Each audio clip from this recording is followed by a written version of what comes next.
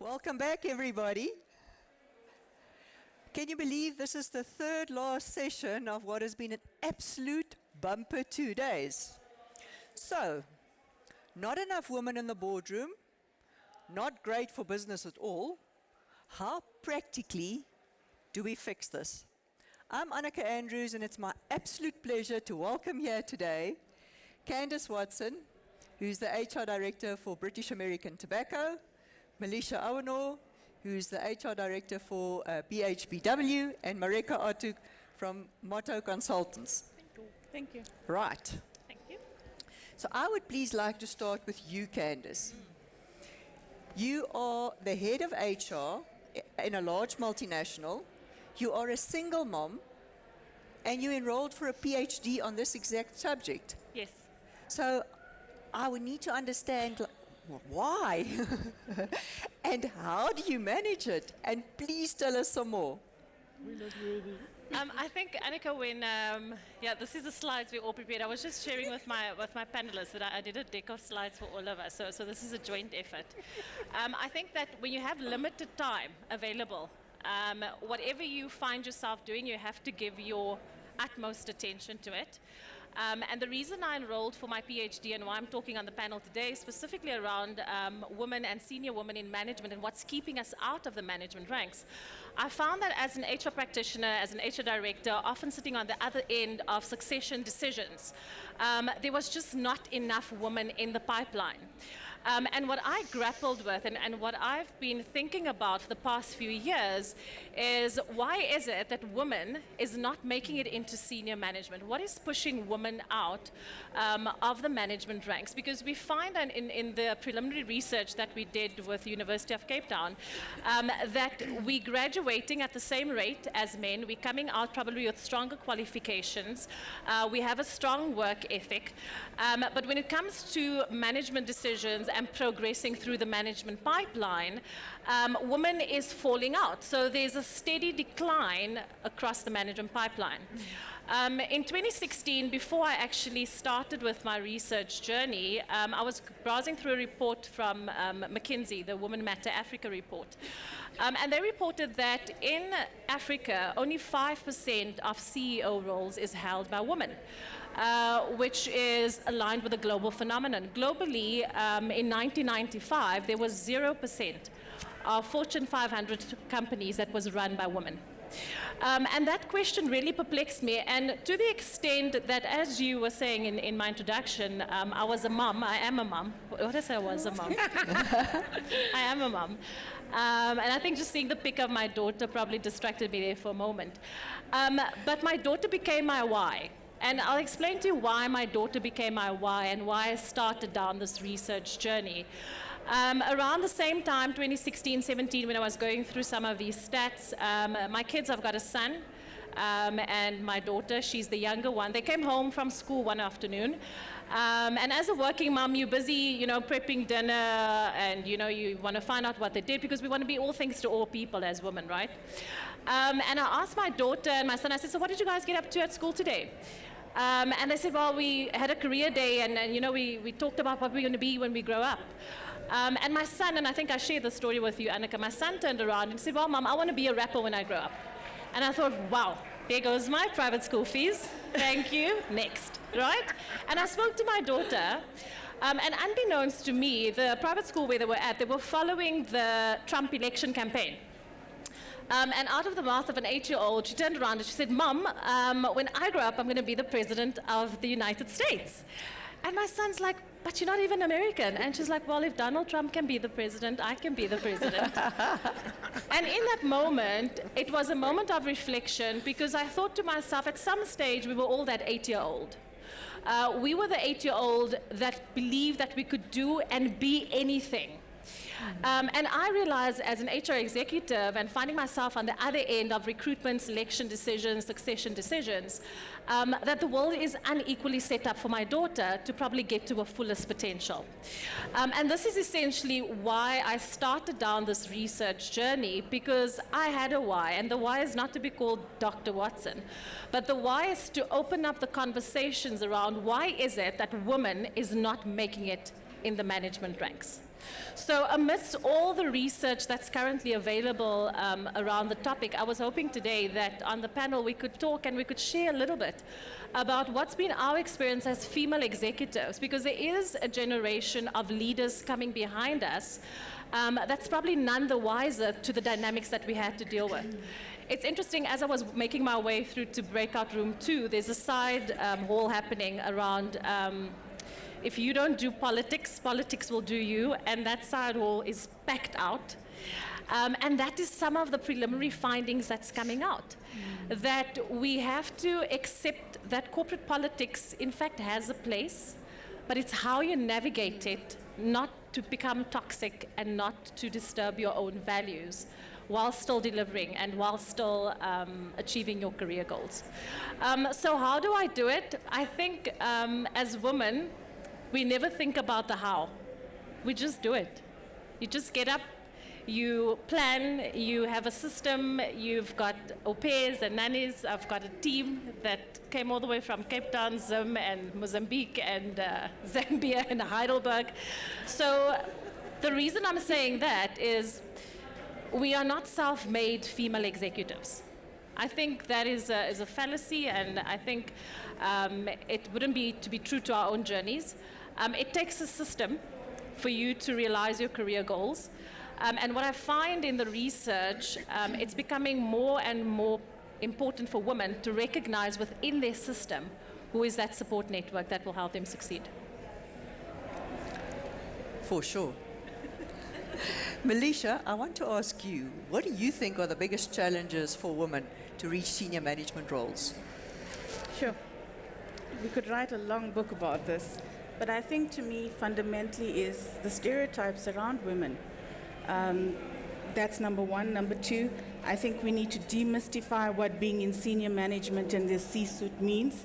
The face of it needs to change quite literally. And it's the pipeline, as you so rightfully say.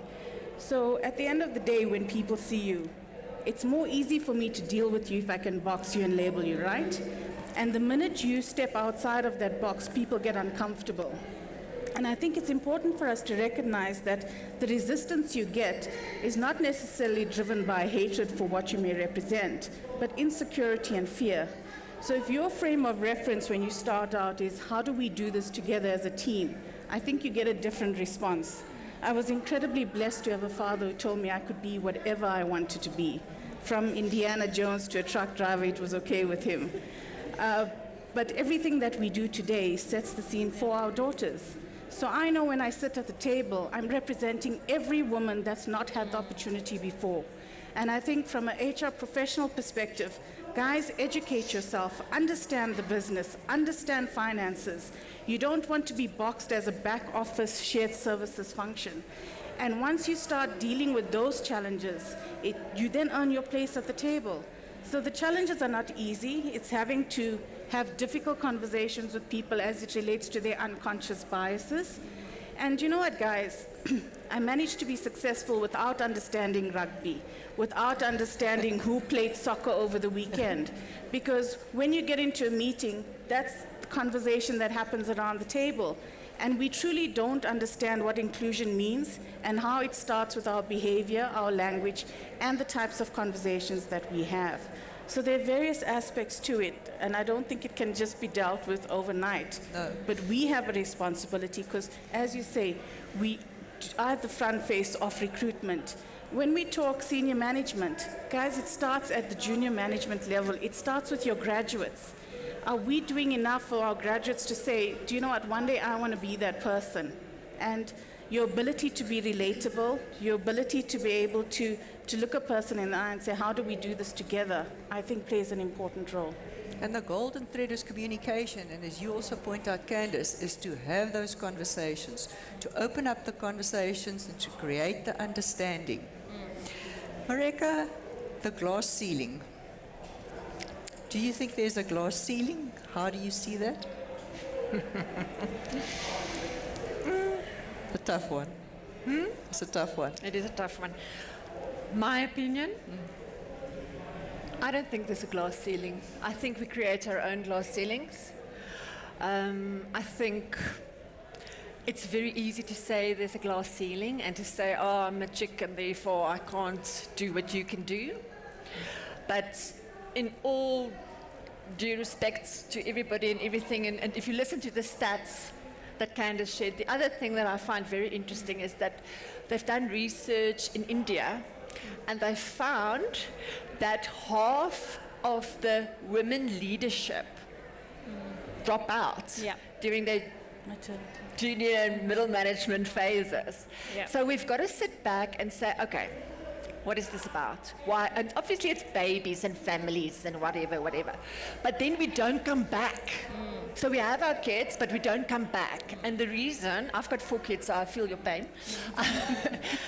I've got 4 kids, and I know for a fact what happens with women is once you've had children and you were away from the workforce, to come back, there's so many things that hold you back on a personal level. We lose our confidence, and already, and I'm sorry for the men in the room, but if you look at how men apply themselves and position themselves in the workplace, they're far more confident than women. They will go for positions and apply for positions that they don't really 100% qualify for, because they're confident and they feel, I'll wing it when I get there, man. I'll make it happen. Yeah. Girls don't do that. We will only if we can tick all 100 boxes, then we will apply, and then we're still like, shit, I don't know. So I know for a fact that our own confidence and lack of confidence is a big glass ceiling that we pose on ourselves. I hear you, but I think there's also a big role to be played by sponsors and mentors and role models. Candace? For sure. So I think from a research perspective, what I'm hearing you guys saying is exactly what we're finding in the research as well, right? The reason why we're building the knowledge in Africa, because we find that in an African context, and I'm not talking about South Africa, but talking Africa as a continent, we're not developing enough research and knowledge around this topic, around what does it mean to be a woman in South Africa or in Ghana or in Nigeria that decides, because we have the choice. I have the choice to progress in a corporate career. What does it mean for us? And a lot of the research that's been developed over time was developed in the West and more recently in the East. And the fundamental area in that research is the developing models and tools and systems that determine how we get to live our lives, but our voices was never surfaced in the research. Nobody asked me or anyone on this floor or anyone else across Africa, what is our experience when we get into the management pipeline, right? Why are we opting out? Are we opting out by choice? Or is the system pushing us out by consequence? Because women still want to make the choice to have children. We want to make the choice to do all the stuff that Annika said I did. But we're finding ourselves in a system where decisions is made and policies are written that we didn't contribute to, right? So when I looked at the African narrative, I said, where are we from an African point of view? What's happening in our context? So we did a pilot study with a few executives across Africa, Cameroon and Southern Africa and some Central Africa. And without boring you with the details, because I think research can be a little bit boring at times, one of the key issues that stood out was exactly this element around, I'm a wife, I'm a mother, I'm a sister, but I'm also an executive. And when I get into the boardroom, I have to take the lead, I have to make executive decisions, but when I get back home, when there's family gatherings, when there's traditional events happening, you almost have to step back. So you're sitting with this psychological incongruence around, do I lead or do I step back?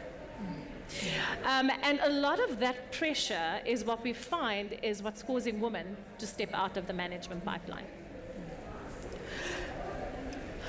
So just listening to what you say, if you look at our roles as HR directors, what do you think there is that can be done to help alleviate that? Because, if you look at it, there's awesome talent pipelines for females, there's succession planning, but yet, the proof of the pudding's in the eating, and ultimately, the number of women in senior management ranks are too limited. What more can be done? And you know, I often believe it doesn't have to be one big answer. I think there's a lot of building blocks that can get us a lot closer to the right answer. Okay. So I think maybe I'll quickly jump in. I just, beyond looking at the African context, right, I looked at South Africa and I said, okay, fine, in a South African space, and we always look at Maria Ramos with a lot of admiration. We have this handful of female executives that make it through, and maybe they had to learn golf. Maybe that's a practical thing. Maybe you have to understand rugby or whatever else, and I'll talk around that a little bit later on. But we follow them with such celebrity when they make it through the ranks. But then the pipeline behind them, where's the woman coming behind them? Where's the next female Maria Ramos, right? And then from an HR perspective, because we're an HR conference, we have to comply with reporting to the Department of Labor on employment equity, and we have employment equity plans. So that is a practical thing that we can do. And the Commission for Employment Equity that was established in 1998, specifically looking around how do we eliminate unfair discrimination in the workplace. They said, you know what, we're going to put plans and programs in place, and companies have to submit, and we have to report.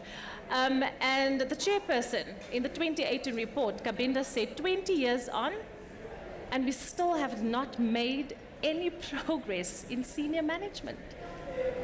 So when we sit and reflect as HR executives, and we ask ourselves, okay, fine, is this a policy issue? Is this an issue around, yes, we need to have policies, we need to have procedures? I'm getting to the point, looking at the research, that perhaps it's not about those tangible things. Because if in fact it was, if in fact we complied with our employment equity reports and we complied with our skills development initiatives and we gave women the right level of exposure and training, surely in 20 years we should have moved the dial as an economy. The number should be there. I want to go back, on that point, I want to go back to something you said, Marika. Isn't there an element of what you believe you can achieve, and that there should be more of an effort made with females specifically to realize the enormous value they can add and the exceptional potential that they have? Absolutely, Annika, but I agree with what you're saying. So if I can share a story, I don't know if you're familiar with what happened in Rwanda after the horrible experience in 1994, right? So before 1994, women couldn't speak in public. Okay, they were not allowed to speak in public. Now, half of their government, half of their senior positions are women. Women didn't change physically. Nothing happened. Our brains didn't change. What changed? The fact that most of the men population were killed. And women didn't have a choice but to step up. So now the girls that are now being raised in Rwanda fully believe that they can be a CEO, they can speak up, they can be a minister or a whatever, a leader. Because now there's no choice. You have to do it, baby. You've got to step up. And the men that were left had to say, yes, please come and help us. They had to be vulnerable enough and open enough to say, yeah, come and help us. So I honestly believe it's the way we operate as mothers and as grandmothers and as sisters and as cousins and as fellow colleagues in the workplace, whether we look after the girls and make sure that they understand that maybe you're going to go out for a bit when you're going to have your baby, but when you come back, you're actually going to be more amazing than what you are. Absolutely. Absolutely. I always said I was a better mother because, you know, you learned, you organized. You know, it's amazing what you can fit in already. And for that reason, you're so much more capable. Absolutely. And compassionate. I mean, again, it's not like pregnancy is a terminal disease. It's really, you're out of the system for a few months, and as you rightfully point out, you come back a much better person. Yeah. What advice would you give young women out there? What do you think is important for them to think and to do? I think for me, you can be whatever it is you want to be with the right hard work and values. But more importantly, be careful that you don't hijack yourself. And because self-doubt can actually be incredibly crippling. And I think often when it's time for a promotion or a vacancy that gets advertised, we think, oh, maybe I'm not good enough, or that guy can do it better. Guys, you know what, we rise by lifting others. So if you see a colleague do that, it's your responsibility to walk them along the pathway. I mean, you talk about maternity leave. I have one of my team members in the audience right now. And I said to her, she's worried about coming back. Do you know what? Things go on and you come back stronger, and we are able to. Guys, we are resilient. I think being female is our superpower, and we don't recognize it. That diversity that we bring to the table, unfortunately, our history has taught us that differences are a liability. We need to be able to demonstrate that it's actually an asset. I think from my side, and again, and I wasn't prepared to see this coming out of the research, but it's part of my preliminary findings. The choice of life partner is an absolutely key and defining moment for female executives. So just briefly how the research is structured, because we're building the knowledge from the bottom up, we assess and we go through a career journey across your career. So there's a career domain, then there's a domain around work-life integration. We also look at what experiences and exposures you've had. We look at practices of exclusion that you've personally experienced, or what you've observed as you've made your way through. And based on the findings up until this point, we started gathering data this year. The women that made it to the top made a key and critical life choice around who they're going to marry and who they're going to have kids with. And the women that opted out either made the choice not to have children or not to have a life partner, or they divorced. So for me, you know, when you start the research journey and you look at the numbers, you know, that's the last thing you think about. Because I can't write a policy as an HR director to say, when you choose a life partner, do the following. But it's very interesting to see that there's one question that they say when I ask them, who's been the key contributor to your success? It's either a spouse or partner, or it's a family member. We cannot underestimate the impact of making a conscious choice about the cost of being an executive. I think people, oftentimes they see you going through the ranks, and you know, they think it's great and it's an awesome experience and you get the rewards, etc. But there's a huge personal cost, both physically, psychologically, socially, and that cost is being picked up by the members of their support network. So it's au pairs, it's nannies, it's aunts, it's husbands, ex-husbands, whoever else, and nobody's talking about it. No one's talking about the fact that I can run a gender diversity program and talk about inclusion and talk about the value that it brings to the workplace.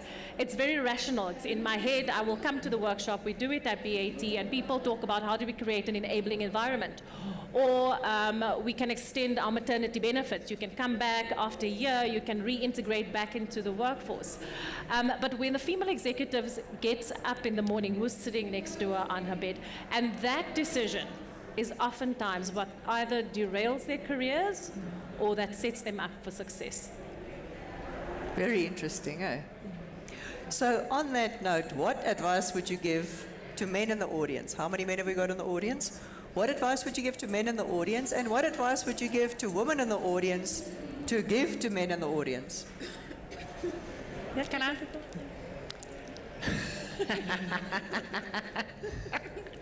It's a controversial topic. I like it. So I think don't hold back. I think one of the biggest challenges for women to work with men, especially the more senior, the harder, is ego. What elephant? So in the room. So I think if I can give advice to men and to women, if we can move past that thing of you're a man and I'm a woman, or you're a woman, I'm a man, the best thing for us to move past those boundaries is to figure out what sort of, in my opinion, what sort of connection do we have? What are our similarities? What do we have in common?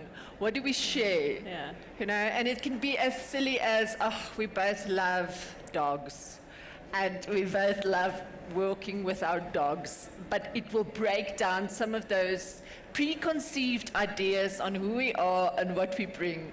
And the moment there's a stronger connection, you can actually see the other person for more than just a chick or more than just a man trying to push me down.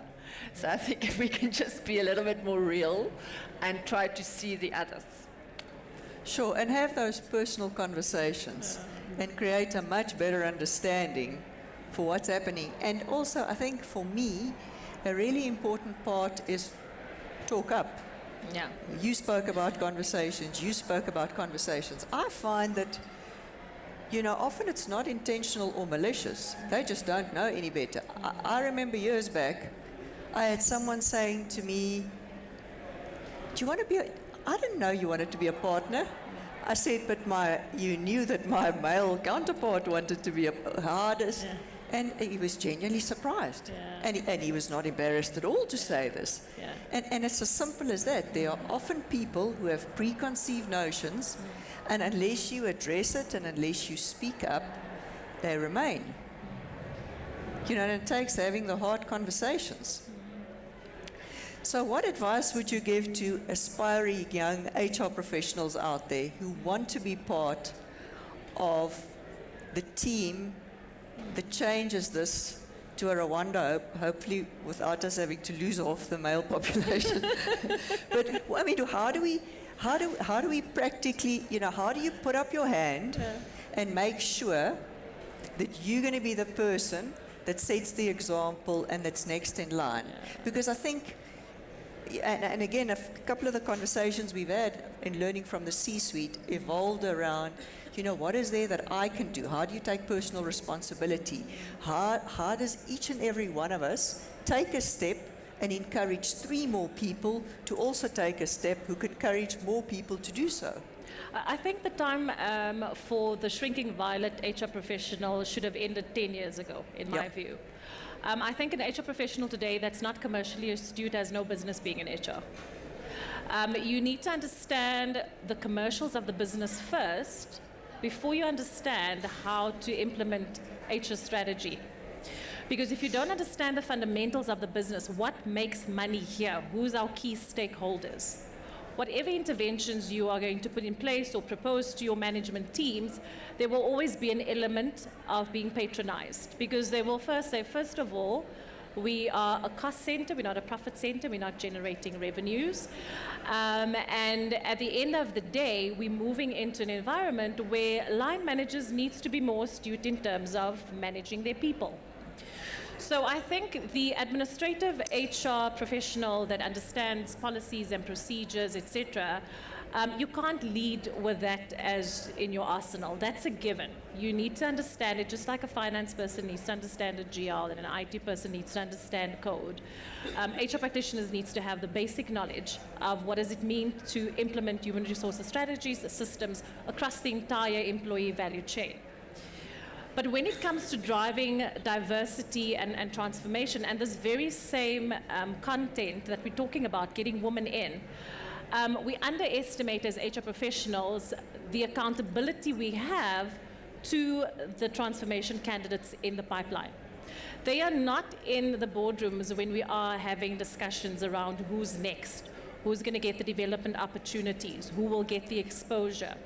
And if we don't advocate for our talents, we are doing a disservice to our business model. So practically, I think HR individuals needs to understand who's your core and key cohort of talent in your organization, and you need to build relationships with them to understand what makes them tick and why are they here. I think hiding behind dashboards and turnover ratios and beautiful PowerPoint presentations, I think that time for HR professionals has come to an abrupt end. With the introduction of technology, there is more efficient systems and processes where employee administration can be done. So I think if you want to be in human resources, passion is key. You need to understand, I chose HR as a career. It wasn't, oh, okay, fine, there's nothing else to do, let me do HR. I chose it as a passion. And you bring your passion alive, understanding what the business is about and how to partner with your business. Arti, I spoke to Arti from the JSC in the week, and she was saying that, you just need to be consistent and deliver consistently, and that's what builds credibility. So I think oftentimes as HR professionals, we become too complicated, too many huge words, too many concepts, and the business is like, first of all, do you know what makes money here? If you cannot have that conversation, you don't deserve a seat around the boardroom table. Absolutely spot on. I remember I used to say to people, no matter what your role or responsibility or level in the organization, when you wake up in the morning, you say to yourself, if I was the CEO and sole shareholder in this business, and every last cent that we made would go straight into my bank account, what am I going to do today? What is the right thing for me to do today, and from the position where I'm at? And I think if we as HR leaders and practitioners, we set the example and we show that kind of behavior, that we truly appreciate and understand what the business is about, that changes the conversation to where your CHROs become CEOs. Because in the future, people, the success of people will be so much more than in the past, where you had autocratic leaders, where you've moved much more to a level of servant leadership. You know, and people who understand and appreciate the importance. Melisha, have you got some other maybe interesting stories or examples or tips or things that you've come across that practically can help people in the audience in terms of advancing the agenda? I think so. Yeah. I spent 18 years of my life in mining. And when I mentioned earlier about people putting you in a box, I've experienced it continuously. Because your surname doesn't make sense, or the way you talk is not a particular accent. To me, you don't need to change who you are in order to be successful, right? But understand, as you so rightfully say, that support structure you need to have in place, because you cannot be all things to all people. You're not going to be 100% a housewife, 100% a mom to your kids, and 100% an executive. Understand what your non-negotiables are. So in my office, the guys know, unless there's a fatality, don't contact me between 6 and 7:30 at night, because that's my family time. So be clear about what those non-negotiables are. And it has to be able to work for you and your family, and at the end of the day, for you to still be able to deliver. I don't think we should have to apologize for being mothers. I shouldn't have to apologize to go and want to see my daughter play netball. And we need to start changing that narrative, because it starts with us, right? And it's through changing that, I think, that we make environments more conducive to people staying. 100%. So on that high note, I would like to ask if there are any questions from the audience. Any questions to our panel members? Questions? Comments? Any one of you have experienced anything that you weren't quite sure how to handle the situation? Come across an example of something that's made a huge difference? Yeah.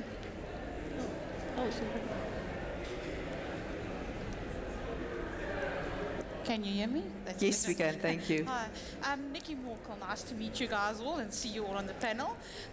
Very interesting topic. I've really enjoyed that. I'd like to definitely step back and agree with both what Candice mentioned, Nana. I definitely do think we need to take up our seat at the table.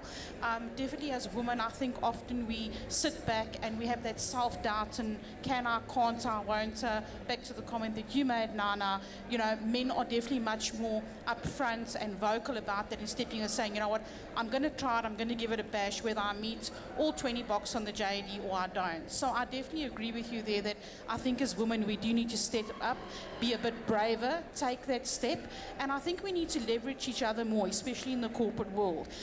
It's not just about me being, as we sometimes say, I want to be the chief Indian and not the worker type scenario, you know, that we have from back then.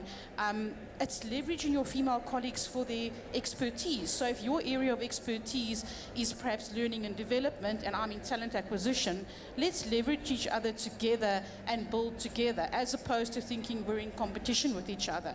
Because I think that's something, and apologies for the men in the room, I think that's something that men are very good at doing. As we often say, you know, you've got to be part of the guys talking the rugby talk or the golf talk of the weekend or that.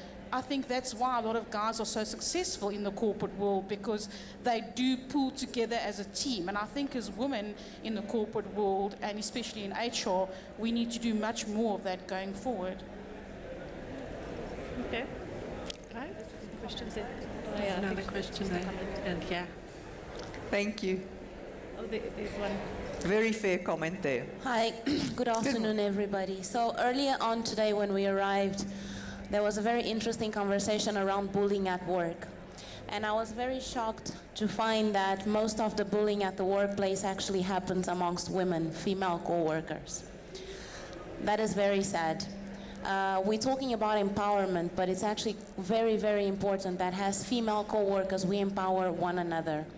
We actually encourage one another to actually reach up the ladder.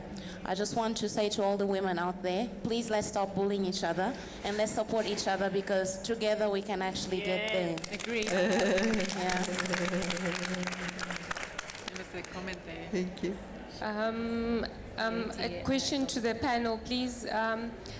We've been talking about the new world of work, and my question to the panel is, now that the businesses continuously will be having millennials or young people in the business, is business ready for maybe an influx of young women in the business who are going to be having babies, getting married, and at the same time they need to be going up the ladder and getting to your kind of level? Is business ready for that? I don't mind responding. Do you want to respond? Fine. Probably not. Most likely not. I think as leaders in business and as HR practitioners, which I think most of you are, we've got a responsibility to enable that, right? So as HR practitioners, what is our role really? We're meant to be the people that will help the business get ready. And for us to be able to do that, we've got to be the leaders, preparing our colleagues for that. I get very frustrated when I look at HR practitioners disempowering themselves and not enabling themselves to play a specific role. I mean, if you look at the most basic theories around productivity, it's linked to engagement. As HR practitioners, we are meant to enable engagement. That alone puts you at the boardroom table. That alone gives you the opportunity to say, listen, if we can move our organization from people just being satisfied and just showing up to get a salary, to get engaged, what is the stats? Anything from 17, 18, 20% improvement in productivity, let's move them to being inspired, which is like a 50% improvement. Now, if we say that is what we're aiming for, inspired people, then we need to go back to women, to men, millennials, whoever, figure out who's our internal market and try to figure out how do we talk to them? How do we, as HR practitioners, enable the leaders to inspire their people to become better? So we've got a job to do there. Lots of work. Your greatest, most successful organizations are your most diverse ones where your employees are engaged. So, you know, from my perspective, business simply do not have the choice to exclude a certain part of the population on whatever basis it may be, gender, parenthood, etc. If you want a truly successful organization, then it should be a truly diverse organization. And what that means is it is entirely inappropriate to consider excluding any part of the population for whatever that reason may be. Good afternoon, everyone. I'm just going to ask a quick one. How, as husbands and how as brothers and how as dad, can we enable that will to continue to turn over time? I'm very glad that you asked that question because, you know, I think there are a lot of men actually ask that question. And they really want to be there to make that kind of a difference. So, what do you suggest? You shouldn't be asking that because I'm divorced. So I am not good with giving advice on what to do with a man. Next.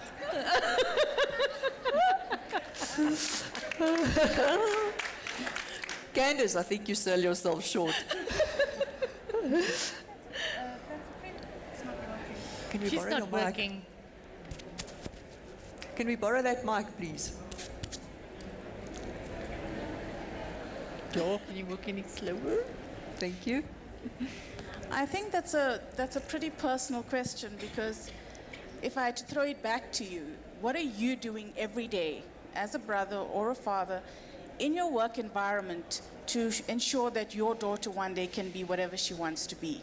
Because the dynamics of a relationship are very specific, right? And there's no cookie cutter approach to it.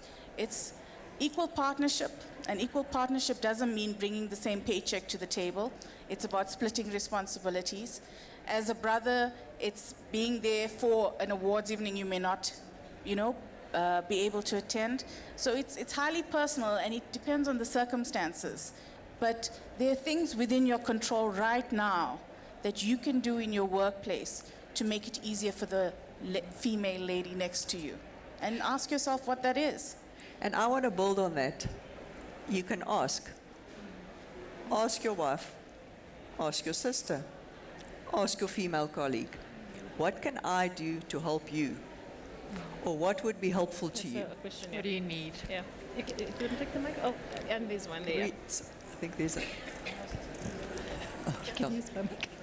So just an extension on what the gentleman asked here. I mean, this is definitely a systemic issue. It's not an issue that sits just with women or just in an organization. And we as HR practitioners, I think we can listen to gentlemen that are bringing these questions to our attention, because yes, they are actually in the dark. It's obvious. He's asking us. And we need to know what those answers are, because I think authenticity is important. We need to know what we actually want, not just this thing that, we're different, so we have a cause. We actually should be working together, because this is a systemic issue, and it doesn't stop just at the organizational level, but it goes even into policy making on a political level, at government level. I mean, we've got quotas here in South Africa and in other countries. These quotas are not met, or they push to be met by maybe non-meritorious women. So we need to think about all these different issues that influence this topic. When we talk about childcare and motherhood, South Africa has such a huge number of single mothers. It's not just a one-size-fits-all solution to this, and people are asking because they are interested in diversity, and we need to really think about what those answers are and start delivering on that. Thank you for that. I hear you. Okay.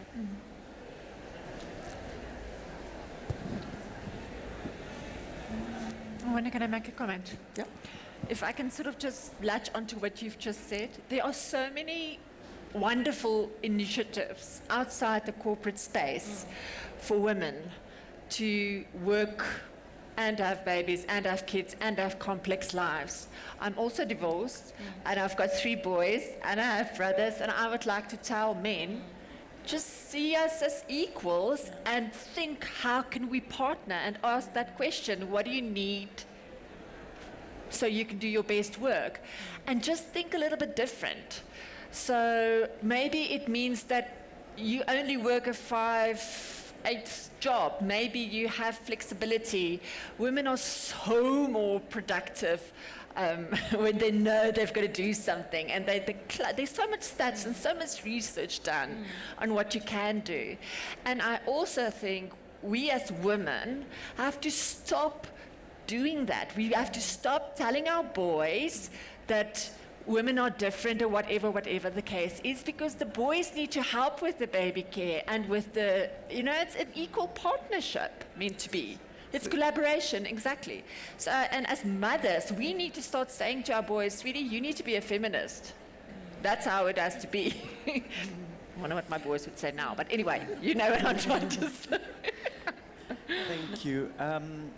I think my colleague and I are actually lawyers, so I think we're always thinking about these issues from a legal perspective. And I think in South Africa, we definitely are lacking in gender equal legislation when it comes to child rearing responsibilities. Our maternity protection legislation is obviously quite broad, and women are entitled to take 16 weeks off in terms of the Basic Conditions of Employment Act.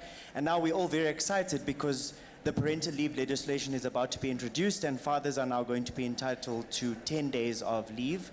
But if you compare the two entitlements, it's obviously very different, and there's still a huge emphasis on women being responsible for child rearing and family responsibilities, and men being responsible for being the breadwinners and the workers in their families. So my question to you is, and sorry, that's also in the context of many developed countries having far more robust parental leave policies which enable both men and women to take leave, even leave up to a year, for example, in Sweden, to look after their kids. Whereas in South Africa, we really are quite far behind. So I think my question to you is, and especially in large organizations like British American Tobacco, have you thought about any, because of course you can create policies that allow for more than what the Basic Conditions of Employment Act allows, or more than what our law allows. Have you thought about any policies which are more gender neutral? And I think we in South Africa are in need of a more hardline approach to achieving gender equality, as opposed to, waiting for the law to change, because unfortunately the law is really only going to provide men now with 10 days of parental leave, which I think is very minimal. Yeah, I think for me, there's two elements to your question, right? So it's, we can write the legislation, the policies and procedures to regulate and to force the change that we want to see in society. And based on the stats that I've seen and what I've worked on, that's probably not the most efficient way. It creates an awareness around what needs to change, by when, how we're going to get there. But the bigger problem we have in South Africa from an economic point of view is how to include more people in the economy. So less leave and more time being gainfully employed. So for me, whether we've got the 10 days at BAT, we've got extended programs as far as parental leave is concerned, and parents in the workplace. We have a program called Parents at BAT. But that's not what's going to shift the dial. What's going to shift the dial is to create opportunities for women to participate in the economy and to develop the skills they need, so that when we start making selection decisions, they've had the right exposure in the right context, and they are just as capable or more capable than their male counterparts. I think oftentimes in South Africa we have this intellectual congruence. We want to write policies as if we are a first world country, but we don't have a job in every household. And those policies that's being written, where people can take off 3 years, it's a different economic reality. So for me, yes, of course, we have a systemic issue. Women is still the primary caregivers. But we also know that in an African context, because of the collapse of African states, you find that the woman has been pushed into the workforce because they are the primary caregiver. They are the one at home that is feeding the 2 and 3 and 4 kids. And in a lot of the African states, women are now fighting for their economic rights. To say that I'm the primary caregiver, I have to take care of my children, so what is my economic right to participate in this economy? And I can tell you, those women are not worried about staying at home for 6 weeks. They're thinking about how will I be gainfully employed to be able to provide for my children. So I think it's the right sentiment, but I think the timing to say give us more time at home to raise kids is probably not the right context for our economy at this point in time. Basic problem. Sorry, and just by the way, in the UK, 2 or 3% of fathers that have babies, obviously the wives, are only taking the paternal leave. So they've got far more leave, but they're not even taking it. So it's just to support your point. Good. Thank you. I'm sorry we unfortunately are out of time. Powerful conversation, great insights. Have the conversation, engage, start with the people next to you. Thank you very much. Our panel's been spectacular. A big hand of applause. Thank you so much. Thank you, guys. I love this. Pleasure.